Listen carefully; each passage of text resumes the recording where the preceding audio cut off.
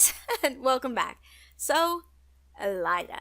Elaida is a character that I think I'm safe to say that we all, well, most of us at least, we hate Elaida. And I think we're supposed to, and that's fine. But in my more recent rereads, I found myself become increasingly fascinated by her.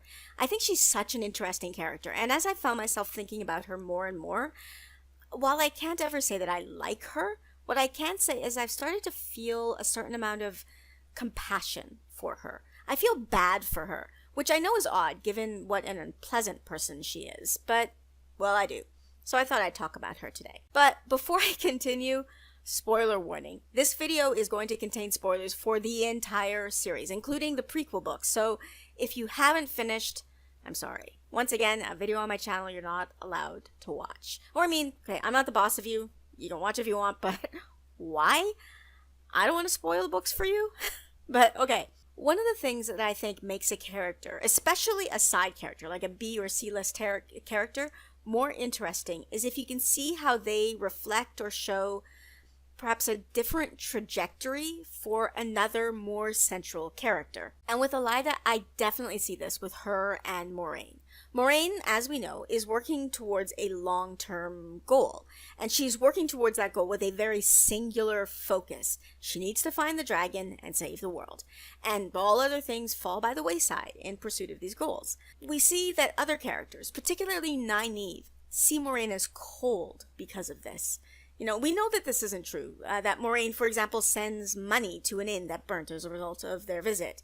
We see Moraine be compassionate and warm in Whitebridge. But to Nynaeve, who is very much a see a problem, fix a problem person, and she has trouble seeing the big picture, especially in light of something that's directly in front of her, Moraine comes across as unfeeling. Elaida, to me, has this in common with Moraine, but she is much more extreme in her methods.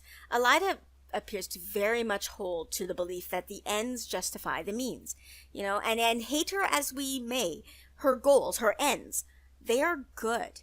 She's a member of the most pragmatic asha that there is. She's a member of the Red Asha, the asha that hunts down male channelers, which is, just to point this out, a necessary job in this world. This is a side point, but I do find that the way that the Red Asha are spoken of, both in the books and just in the fandom in general, it's a bit unfair. They're considered the bad asha. They're the mean ones, but their job is necessary. It is literally the most pragmatic of the ashas that there are. The fact is, hunting down male channelers in this world is an absolute necessity. Male channelers, we all accept, are not at fault for being male channelers, but the Red Asha are also not to be faulted for wanting to stop these men before they go mad and hurt everyone around them.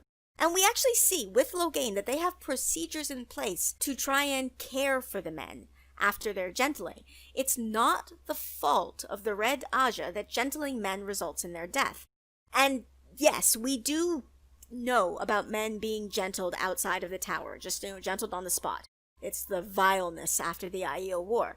But those of us who finished the books, we know that that was not the Red Asha's doing. That was the Black Asha, using the Red Asha as a cover to try and kill the Dragon Reborn. The official policy of the Red Asha is to bring the men to the tower, gentle them, and try and care for them for as long as they can.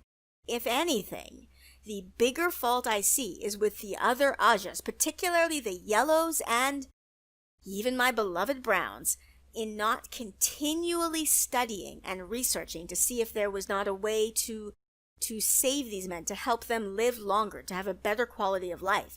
It appears that they just gave up, which is disappointing. But okay, back to Elaida. In A New Spring, for example, we see her be cruel in her training of Moraine and Swan for their testing to become Aes Sedai. We read this, and initially we think, oh my gosh, what an awful woman this Elaida is. But then we learn that she was stopped from training them, not because her training was too cruel, but because it was too helpful. It was considered cheating. If we step back and look at this from a wide perspective, without considering the feelings of the people involved, what is it that Elaida was doing? She was trying to ensure that Moraine and Swan became Aes Sedai. Her end goal was to guarantee that they passed the test. However we may feel about her methods, that is an objectively good goal. And if we take into consideration what we know about the ridiculous Aes Sedai hierarchy system, where strength in the power gives you status, then what she was doing was actually kind of selfless. Moraine and Swan were equals to her in the power. Before they were raised, she was special. She was one of the strongest Aes Sedai that were living. But while they remained accepted, she was above them in status. She was trying to bring them up to her level, and as quickly as possible, which also, because of the stupid way that the Aes Sedai look at their hierarchy, would help them to become her equal. Her goals were good and even honorable. It was her methods to achieve those goals that were questionable. But this brings me to actually another thing about Elaida that it's actually something that I find honestly kind of admirable. Elaida just doesn't care if people like her. I envy this so much, I can't even tell you. Elaida lived in the Caemlyn Palace with Morghese and the Trakan kids, and while we don't actually really ever know this, we do know that Elaine never came to like Elaida. I actually can't imagine her and Morghese getting along all that well either. But Elaida voluntarily put herself in that position and stayed there until she was forced out because she had a goal. And again, her goal was good. She had a foretelling that told her that the royal bloodline of Andor would be vital in the last battle, and so off she went. She was going to be there to help, to guide, to protect. Whatever her thoughts were, she voluntarily put herself in that position. Of course, it was a position of some power and status. I'm not saying that there was no selfishness or status-seeking behavior in Eleida's actions. Elaida is obviously someone who likes power, but I also think that she's intensely pragmatic. I think if she thinks that the person in power has things, well in hand, she's fine with them being in power. But of course, Elaida generally thinks that she knows better than whoever is around her, or even above her. And this brings us to what I think is Eleida's fatal flaw: her complete lack of flexibility. When she has an opinion, it appears to be virtually impossible to move her from it. And this is a big problem because she holds to whatever her first opinion is. This is another characteristic where I think it is interesting to compare her to someone else. In this case, Min. Min has viewings all the time, and perhaps maybe because of the constant nature of her ability, Min is very open to accepting the possibility that she just doesn't know what her viewings mean. Even in the cases where she knows, and she always says, when I know, I know, she is still able to consider the possibility that she might be wrong. As unnerving as that may be to her, she is able to consider the possibility. This makes Min a person who fully believes in a predetermined destiny that cannot be avoided. She's a person I can like, and we can all like.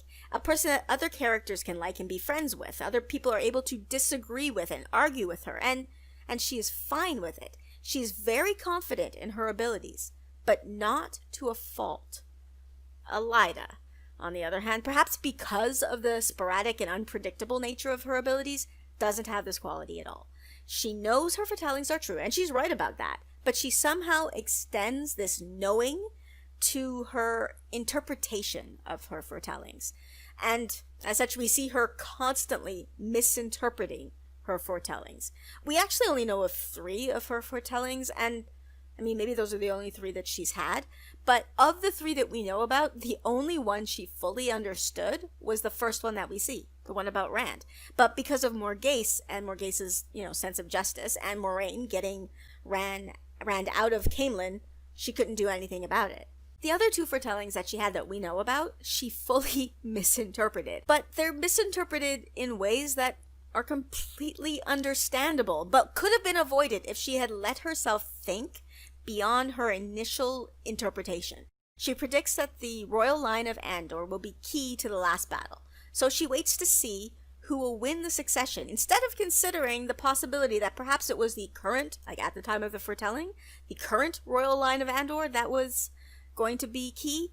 She foretells that the White Tower will be whole again, and that Rand will come before the Amyrlin seat, and she assumes that this is about her, instead of realizing and considering that the Amyrlin seat is a title and not a person, and it in no way had to be her. Nothing in the foretelling demanded that. But that is how Elaida is. she forms an initial opinion, and that is her opinion forever. And that is just not a good way for any human to be, let alone someone with the amount of power that Elaida had even before she was raised Amyrlin's seat. Once in that position, this personality flaw becomes catastrophic. She's unable to hear dissenting opinions. And I personally think that this was just exacerbated by her contact and exposure to Padan Fain during this time. He heightened her feelings of superiority and her need for absolute power. And of course, he also heightened her paranoia. Before him, those who disagreed with her would have been fools, and Elaida just never suffered fools. But now they were threats that needed to be crushed, which would mean that she would be even less likely to listen to anyone outside of those who agreed with her. And crushing her detractors would lead to more dissension, which would lead to more crushing, and it's a vicious cycle. She was never going to be a good Amyrlin because of her lack of understanding about what was going on, and her lack of understanding of herself and her flaws, and just her inability to accept outside opinions. But Padan Fain made her tenure as Amyrlin, he made it devastating. Elaida ends the story enslaved by the Shanshan, and I think this is meant to be read as her getting her just desserts, or... well, I don't know. I don't know if it's possible to assume author intent here, but I know that that's how many people read it. And I personally just think that this is not fair to her. Partially because, it's slavery. Y'all know my thoughts on slavery. Slavery is bad. No one deserves that. Especially the complete dehumanizing and exceedingly cruel nature of Shanshan slavery. But the main reason I think it's not fair is because Elaida is not an evil person. Elaida had good goals. Yes, she enjoyed power and status, but that alone is not an evil thing. We're sort of conditioned by the narratives that we're told, and not just in books, but in the news. We're conditioned to believe that those who want power should not have power. They should never be in power, but that's just not reality. Most people in power are people who sought that power out. And we can only hope that that power is not their only goal, that they want what is best for their organization or their country, as well as wanting the power. And I think that that's actually true of Elaida. She wanted to help the light defeat the Dark One in the last battle. And if she got to be in power and get some glory because of it, all the better. She missed her target because she thought she was the smartest person in the room, and she wasn't. She was an incredibly unpleasant person, but I don't think she was evil, and I don't think she deserved her fate. In my own personal post-book headcanon, her time with the Shanshan helps her understand herself and her flaws better. And when she is freed, because yes, in my headcanon she is freed, she is able to grow and work alongside people that she would have completely dismissed and ignored as beneath her earlier. People like Min, Agiane, and especially Matt. She would not have ever even looked at these people twice, but she works alongside them to help undermine and overthrow the Shanshan. At least, that's my headcanon. So, yeah, that's it. Those are my thoughts about Elaida. I do not like her, and I don't think I'm supposed to, but I feel for her, and I have hopes for her and her growth after the story that we have been given, after that story is finished. But what do you think? Do you think she's hopeless as a character? Let me know. Leave me a comment below. Or, better yet, join my Discord. I will leave a link to my Discord in the description below. And if you like my videos, please consider joining my Patreon. I am so grateful to my patrons for their support so far. You have no idea. You've helped me upgrade my equipment, which I can tell you already has helped with the process of making these videos. So thank you so much. So yeah, there are others of you, please check out my Patreon. I will link it below. And as always, like, subscribe, and stick around for the art credits. Bye!